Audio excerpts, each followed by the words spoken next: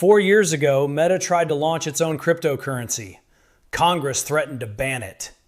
Central banks around the world called it a threat to monetary stability. The project collapsed in humiliation. The assets were sold for scraps. And yesterday, quietly, with almost no announcement, Meta launched crypto payments anyway.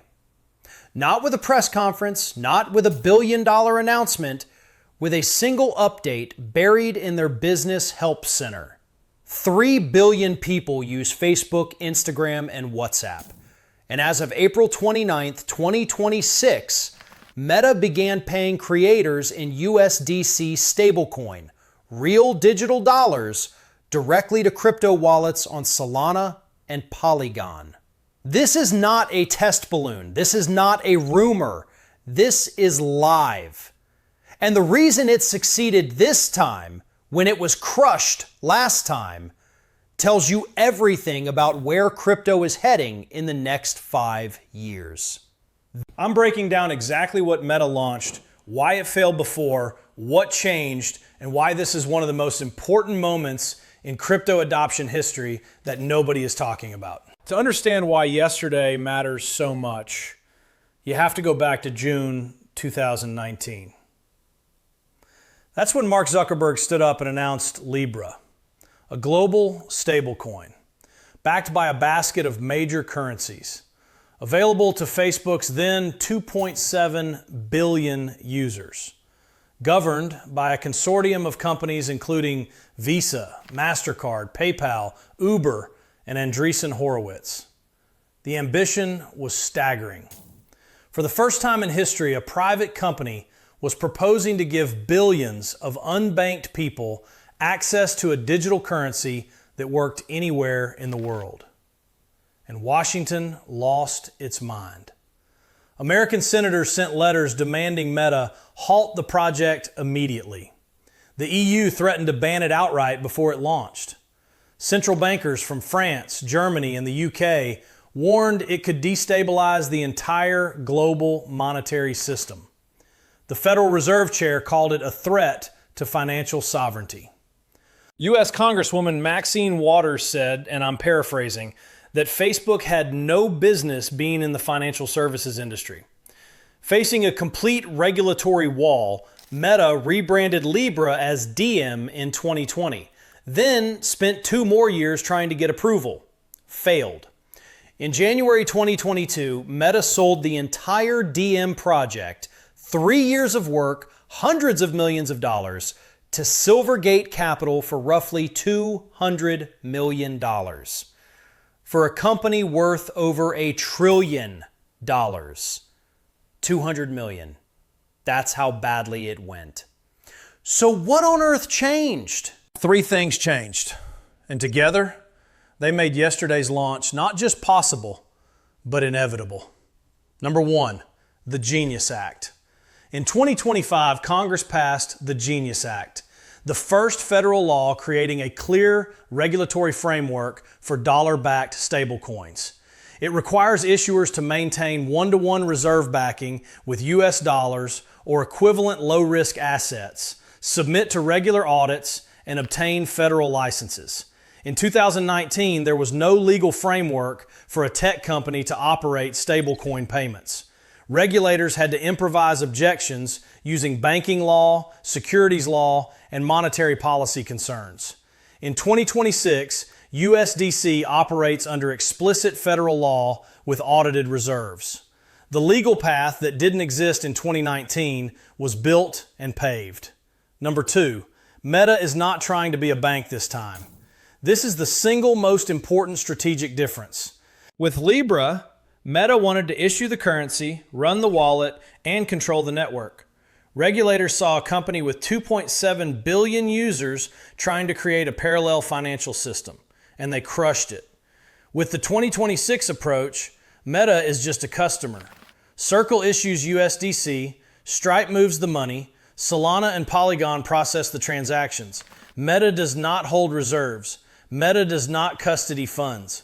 A Meta spokesperson confirmed explicitly, "We are not issuing a Meta stablecoin."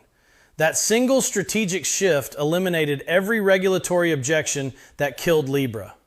Number 3, USDC itself has transformed. USDC's market cap has grown from $27 billion at the start of 2024 to over $112 billion as of April 2026. Circle, which issues USDC, is targeting $150 billion in circulating supply by the second half of this year. USDC is no longer experimental infrastructure. It is mainstream financial plumbing. Let me be precise about what actually went live on April 29th, because the details matter. Meta began offering USDC stablecoin payouts to a select group of creators in 2 countries, Colombia and the Philippines. Creators who qualify can link a compatible crypto wallet, MetaMask, Phantom, or Binance, to their Meta payout account and receive earnings in USDC directly on the Solana or Polygon blockchain. No conversion, no intermediary bank. Stablecoins sent straight to their wallet. Stripe is handling the payment infrastructure on the back end. Meta and Stripe will both issue tax documents. Meta for total earnings, Stripe for crypto-specific reporting. Now, why Colombia and the Philippines first? Both countries have large creator populations who earn in US dollars but face significant costs converting earnings through traditional banking. Wire transfer fees, currency conversion spreads, bank account requirements. For a creator in Manila or Bogota earning $500 a month from Instagram Reels, those fees are not trivial. Stablecoins solve this in one move. USDC moves across borders in seconds at a fraction of the cost. And here is where it gets significant for the entire crypto industry. Polygon Labs CEO Mark Boran confirmed to Fortune that Meta's stablecoin payout program is expected to expand to more than 160 countries by the end of 2026. 160 countries. On Facebook, Instagram, WhatsApp, 3 billion users. If that happens, Meta becomes one of the largest stablecoin distribution pipelines for individual earners anywhere on Earth. And here's what most coverage of this story is missing entirely. Meta is not doing this in isolation. It is the latest domino in a wave of big tech stablecoin adoption that has been accelerating since the Genius Act passed. Shopify has begun allowing merchants to accept USDC payments. Western Union just announced plans to offer a stablecoin on the Solana blockchain. DoorDash and payment startup Tempo are working together to pay DoorDash drivers in stablecoins. Visa's stablecoin settlement network hit $7 billion in annualized transaction volume, growing 50% in a single quarter. Airbnb, X, Apple, and Google have all explored stablecoin integration into their payments technology. And the former president of PayPal, David Marcus, the same executive who led Meta's original Libra project, just launched his own stablecoin platform 2 days ago aimed at replacing traditional banking rails entirely. None of these companies is doing this for fun. They are doing it because stablecoins are becoming the default infrastructure for moving money in the digital economy. Faster than wire transfers, cheaper than card networks, programmable, borderless, available 24 hours a day, 7 days a week. Chainalysis projects stablecoin trading volume could reach $1.5 quadrillion by 2035. That's not a typo. $1.5 quadrillion. Quick pause. If this is connecting dots you haven't seen connected before, hit like right now. It takes 1 second and it genuinely helps this channel reach more people who are trying to understand where crypto is actually heading. Subscribe with the bell on. This stablecoin wave is moving fast, and I'm covering every major development the moment it happens. Let's talk about what this means for Solana, Polygon, and your crypto portfolio, because the ripple effects here are significant. Let's talk about the 2 networks Meta chose, because this is not random and it matters for your portfolio. Meta selected Solana and Polygon as the settlement layers for USDC payouts. Not Ethereum mainnet, not Bitcoin's Lightning Network, Solana and Polygon. Why? Speed and cost. Solana processes transactions in under a second at fractions of a cent. Polygon is an Ethereum scaling network that also offers fast, cheap transactions with strong developer infrastructure. Both are built for the kind of high-volume, low-value payment flows that creator payouts require. The Solana Foundation's head of product called Solana a default settlement layer for internet-scale payments. That quote landed yesterday alongside Meta's announcement. That's not marketing copy. That's a validation that the largest social media company on Earth chose Solana for its payments infrastructure. Here's the investment angle worth understanding. Every creator who receives USDC on Solana needs a Solana wallet.